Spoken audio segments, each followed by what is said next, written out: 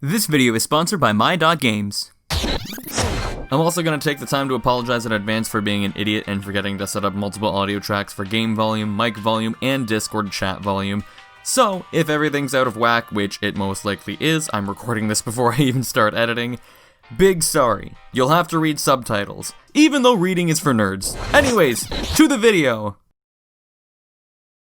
A little while ago, I got the chance to play Conqueror's Blade, an FTP, MMO, RPG, RTT, third-person shooter, dress-up simulator, platformer, beat-em-up, survival horror, stealth, fighting, and vehicle simulation game. Perfectly accurate and normal horse realistic movement physics. Right after it came out of beta last year. I was playing it, helping Flukerson make his video on the game, which was really good. Holy shit, he's got a gun! I've got you in my sights. I did genuinely enjoy my time with the game then and now, and I really liked a lot of the changes they made to the game from then till now. I'm sure it doesn't help that I'm a sucker for pretty much anything medieval themed. Hell, I even enjoyed Reign of Kings. So when the team came by and said, "Hey Marco, do you want to play our medieval game?" You know I was already in. There's also a special incentive for you guys to start playing too. Conqueror's Blade is giving anybody who signs up today, via the link in the description, a shiny gold helmet, something they didn't even give me, 3 10-use battle unit XP cards so you can maximize your unit's experience in battle, 3 10-use battle hero XP cards to boost your level and get a head start on the other players, and 3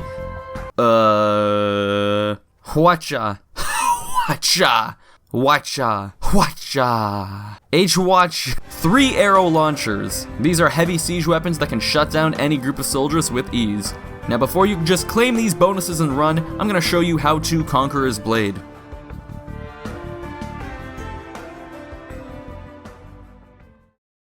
The game starts off as a choose-your-own-adventure book, with guards interrogating you because you were caught trying to cross the border. Right?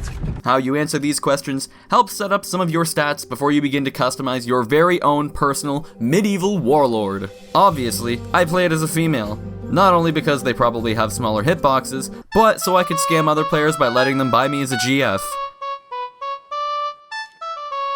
Years of RuneScape training finally getting put to use! The character creation is pretty standard. Choose your face template, hair, battle scars, and my personal favorite, tattoos. Did your character grow up in a cult? Were they raised by a nomadic tribe? Or did they want to get bullied and tattooed freckles on their face? Their backstory is yours to decide. After this, it's tutorial time. The game introduces you to the various different weapon types you can fight with. There's swords, longer swords, swords on the end of a stick, pointy sword tips on the end of a stick, they've got curved pieces, smaller pointy sword tips on the end of a stick launched by a long or short stick and string, and gun! Honestly though, imagine choosing not to bring a gun to a knife fight. Each class has several different skills or abilities that can help turn the tide in battle, whether they help you in one-on-one battle or eliminate mobs of minions.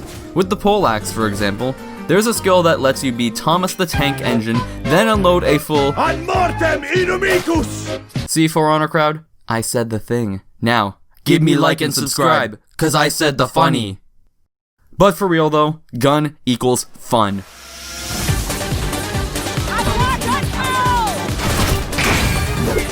You're done.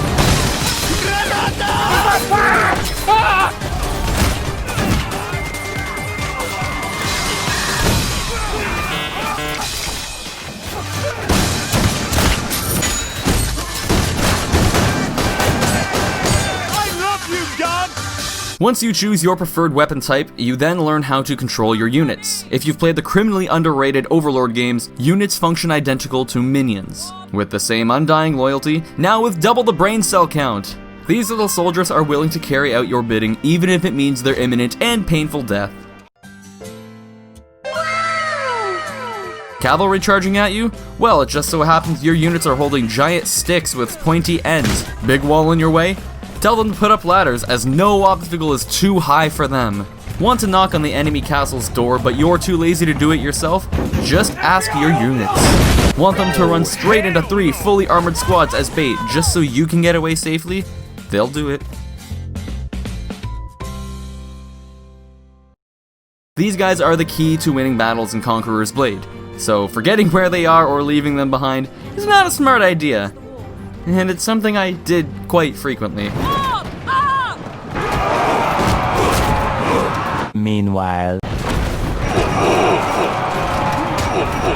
12 seconds later. Oh, my archers are all dead. I didn't even realize. That's terrible. I'm so sorry. Where are my units? I probably should be sticking with them instead of running away.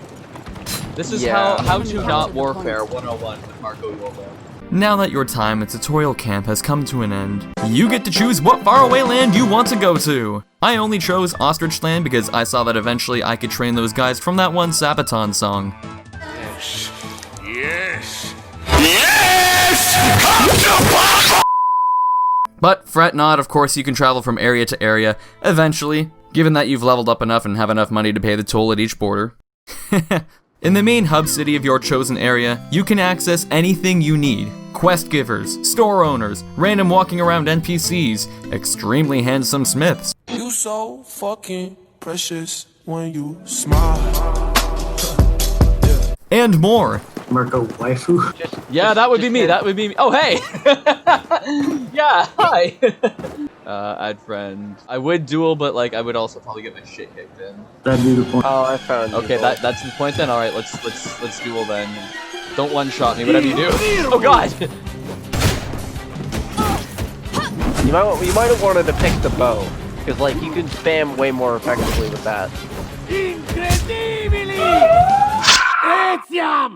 There's quests that help teach you what each NPC does and how they help you. Discount Andre lets you craft even more powerful weapons and armor using materials you find throughout the game or by breaking down old equipment. And there's some guys that help improve your little minions or let you purchase more, newer, and more powerful units. You could lead the virgin noble knights on horseback into battle, privileged snobs who probably never had to even wipe their own asses. Or, you could command an army of Chad, riled up peasants wielding long, sharpened sticks, fed up with the society they live in. Speaking of battles in Conqueror's Blade, there's a few solid options. Team Deathmatch, a capture the point game mode, and Siege Battles, which actually use the various cities that you visit as maps. These are the core PvP modes and where I personally spent most of my time in Conqueror's Blade. In the hub world, you queue up for a match by talking to the sheriff, or by pressing J, which it seems the crowd of people waiting in front of him completely forgot. You then select your match and you wait. Were you expecting something complicated? Because it's not. While you wait to find a match, you can keep exploring the town talking to the NPCs, or you can start playing Conqueror Blade's Parkour Simulator as you find new and inventive ways to scale buildings and get from point A to point B as fast and as cool as possible.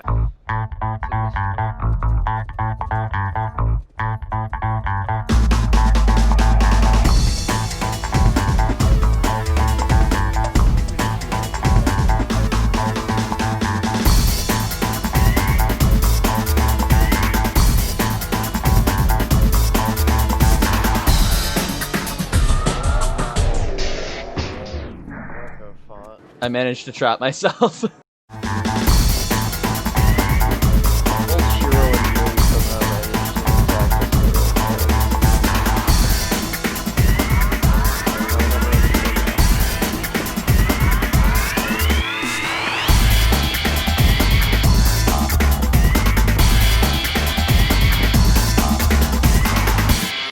I did the line! Fuck! The 15 versus 15 player siege battles, though, stand out as a highlight from my experience with the game. Oh my god. Their whole castle's falling apart.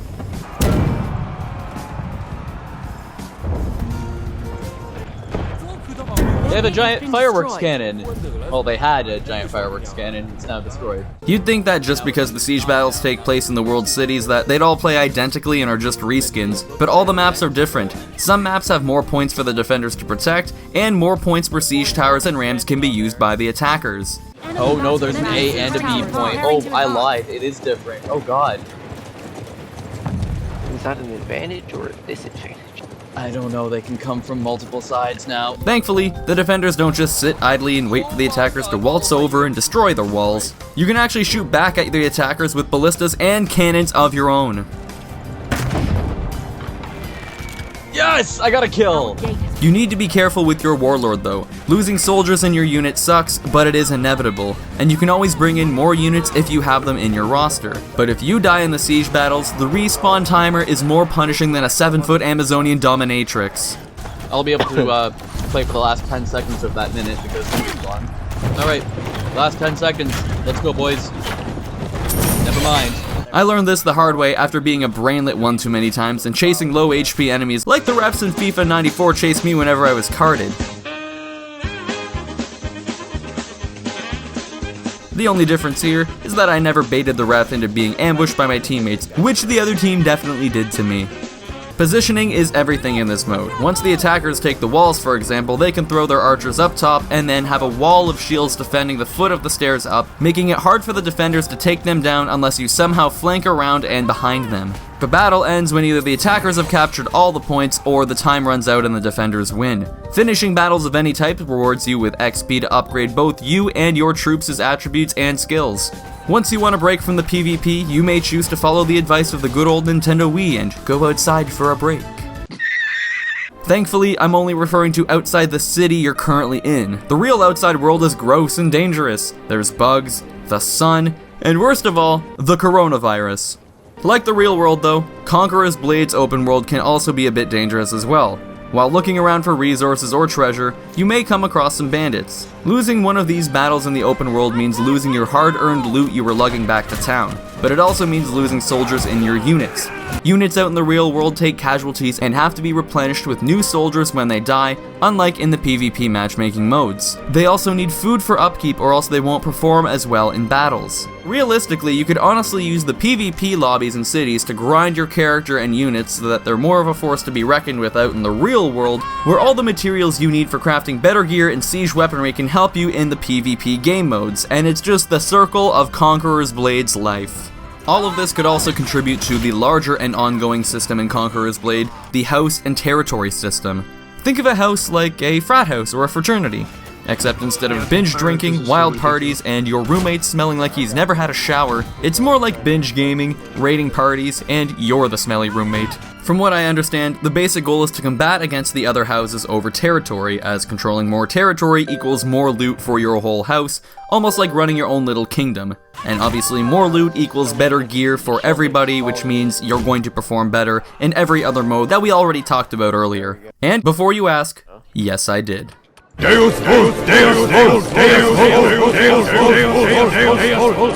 Tax rates, fife management. I feel like I have to hire a fucking accountant to do all this shit. Oh yeah, I joined a noble house. I could finally turn that quest in. Oh shit, I can turn that quest in too. Aw yeah! I spent 30,000 bronze to probably only earn like 5 bronze. Actually, 1,000. Hashtag stomps. Running back. However, one of the many new changes this season affects houses and the fact that you can now join NPC Led Houses. As opposed to trying to conquer as much territory as they can, the aim of the NPC Led Houses is to bring together all the fiefs of their respective regions under one banner, so you're focused on and rewarded for defending the borders of the NPC kingdoms. So if you aren't able to coordinate with a bunch of player guild members on specific days of the week, this may be a way to get the same kind of experience without having to make friends. Among other changes in Season 2 are a battle pass and new Mongolian-inspired units that you unlock just by completing some quests without the purchase of additional DLC or even the battle pass. So if you want to roleplay Genghis Khan, please just do it without launching dead bodies over castle walls and spreading the bubonic plague, or beheading anyone just for being taller than 3 feet, or reenact the times he literally erased 2 empires. Don't do that. Or do. I don't really care. It's a video game. It's your free time. Whatever, man. So, there you have it. Your crash course guide to Conqueror's Blade. Remember, if you sign up using the link in my description right now, there's some cool bonuses to help you get a head start on the competition. Cool shiny helmet, XP boosts for you and your units, and those rocket launchers that I can't pronounce, but they're there. Shoot things. Pew pew. I would like to thank you for watching, and of course thank you My.Games for supporting my channel. Just a real life update for you guys, in case you didn't see my latest update here on YouTube or my other social media accounts, I'm getting married in just under 7 months. So that's why I've been so busy working elsewhere and not been working on content here for YouTube as frequently. Now that the planning is done though, I'm hoping I can get back to uploading a little bit more consistently. Maybe, hopefully, we'll see. Famous last words. A huge shout out goes to my Patreon supporters. You too can support the channel by clicking the link to my Patreon in the description below. Have a wonderful day guys, and I will see you on the next video.